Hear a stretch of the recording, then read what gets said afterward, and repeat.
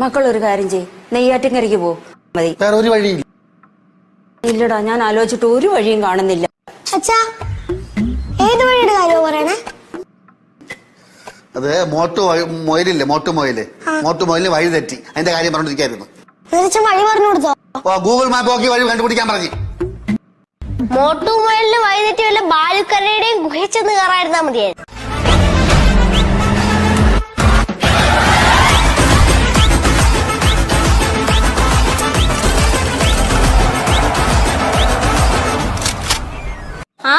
ഇവിടെ അടുത്തുള്ള വീട്ടിലെല്ലാം കേറി പറയുക ഞാൻ ഇവിടെ ട്യൂഷൻ പഠിപ്പിക്കുന്നുണ്ടെന്ന്. അങ്ങനെ അവള് കയറി പറഞ്ഞ ട്യൂഷൻ പിള്ളേരെ കിട്ടുമോ?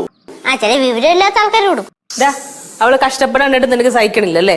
ഇവൻ ഇപ്പോഴും ഇങ്ങനെ വലുതാവുമ്പോ എന്തായിരിക്കും? കുറച്ച് നീളം വെക്കും, വണ്ണം വെക്കും. നിന്റെ പൊട്ട കണ്ണുകൊണ്ട് എല്ലാരും ഒരുപോലെ കാണരുത് കേട്ടടി. അച്ഛാ,